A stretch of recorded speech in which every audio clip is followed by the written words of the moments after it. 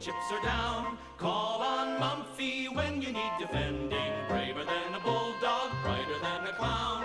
Here comes Mumfie with the happy ending. With his faithful friend the Scarecrow, he's got dreams enough to share. So if you want adventure, this is where to start.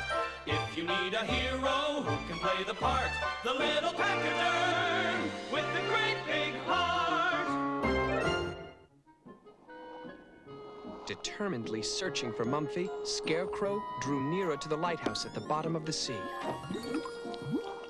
He read the notice pinned upon the door. If you can't reach the knocker, ring the bell. P.S. You'd better have a jolly good reason for doing either. I've got a jolly good reason for doing either. I'm looking for my best friend. So he not only knocked, he rang the bell loudly as well. Yes? I'm sorry to disturb you, but I'm looking for my friend Mumfie. And what's a mumph when it's at home?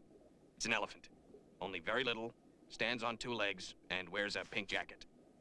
A jacket like this one? Where did you get that? My good friend at the shark. He gave it to me. He thought I could use it to polish the lighthouse lamps. But it's all torn. Ah, yes? The shark's teeth must have done that. Oh, no. You don't think the shark could have... Eaten your friend the mumph? More than likely. But they don't mean nothing about it. It's just their way. Scarecrow felt tears spring in his eyes. I'll have it at the back now. If your friends have been eaten, he certainly won't be needing a jacket. Although, come to think, I did see a funny-looking object with wobbly legs bumbling about aimless alike towards the sand dunes. That's Mumfie. I must find him. Impetuous a bundle of sticks. But Scarecrow was already too far away to hear. Meanwhile, Whale was being chased by the pirates. Take care, Whale. I think they're catching up with us.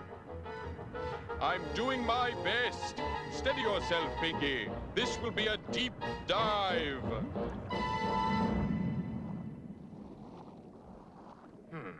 Murmured Scarecrow. Could that be Mrs. Admiral's house?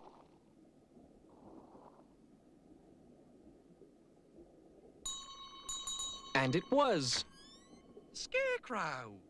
Thank Neptune you're safe. I may be safe, but Mumfie isn't. Mrs. Admiral hurried Scarecrow inside. What's this about, Mumfie? Scarecrow took a deep breath. I think he's been eaten by a shark. And he held out his handkerchief in case she needed it. But Mrs. Admiral's reaction to the news was not what Scarecrow expected at all. How can you laugh? Just you wait and see. Mrs. Admiral lifted up the cover of the big dish. Underneath was an enormous pile of mashed potatoes. And behind that was Mumfie. Mumfie! Scarecrow! I gave that shark my jacket in return for showing me the way here. So I'm wearing one of Mr. Admiral's cast-offs, cut down to size.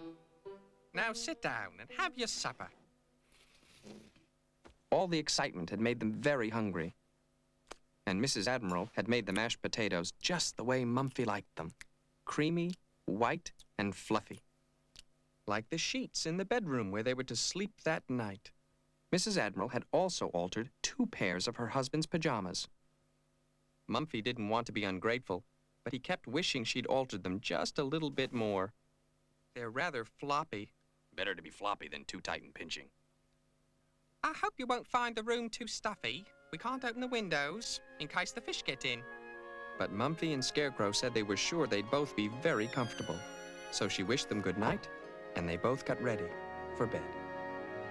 When the sun goes to rest and the moon sheds its beams, it's time to cast off on a voyage of dreams.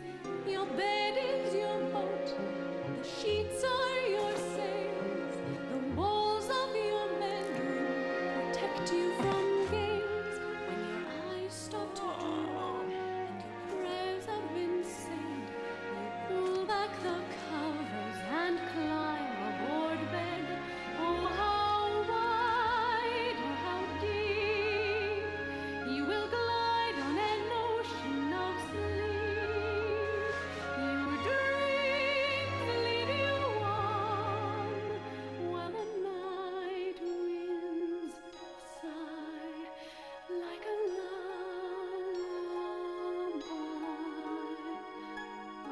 until dawn.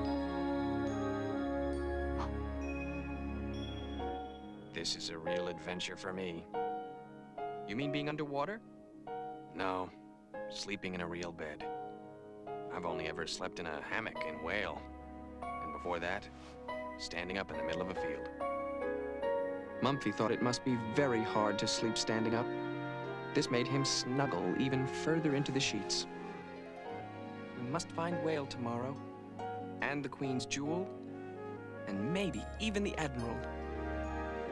Scarecrow was just about to ask how they would do this all in one day when he fell asleep. Your pillow so soft is the deck of your ship. Your bed knows the way, so you'll have a safe trip.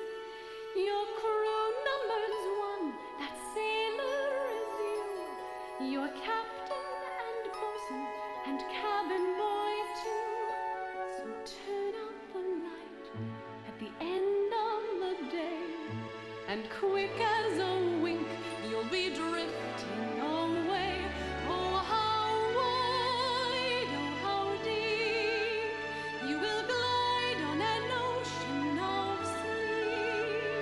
Your dreams lead you on, while the night winds sigh like a lullaby until dawn.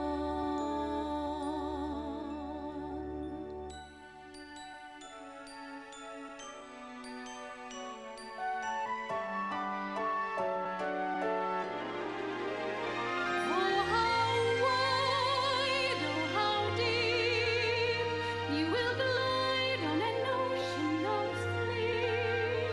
Your dreams lead you on, while the night winds sigh like a lullaby until dawn.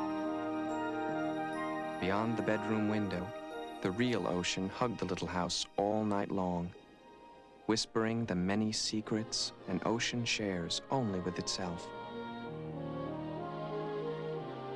Thank you for mending my coat, Mrs. Admiral. Come on, Mumfie, I have an idea all this searching is going to be a long job. Do you think it's going to be a very long job? I mean, do you think it is likely to keep us until after dinner? Perhaps we'd better take something along with us. You know how you always get hungry, Scarecrow. At that moment, Mrs. Admiral produced a picnic basket with lunch and dinner inside. Then she gave them a last word of advice. Davy Jones, the captain of them pirates, is a dark and dangerous man. So be on your guard at all times.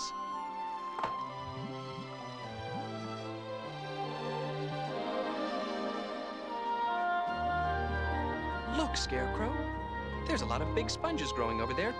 I wonder if they grow soap down here, too. All that morning, they crossed the wide expanse of sand. But although they saw many strange and wonderful things, there was no sign of Whale or Mr. Admiral. These cliffs look more interesting. It's going to be jolly hard to climb them. Perhaps we won't have to. Look! At the base of the cliff was the entrance to a big cave. If I was a pirate, that's just the sort of place I'd store my treasure.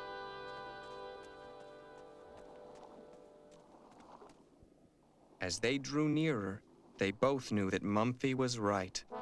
Skull and crossbones! That means pirates. Isn't this exciting? But Scarecrow was more than a little afraid. As he looked at the dark mouth of the cave, he suddenly felt homesick for the dull, empty field he'd left so long ago. Mumfie looked up at him and smiled. Ready? Ready? So they stepped carefully into the shadows of the mysterious cave. But what happened then, we'll have to wait till next time.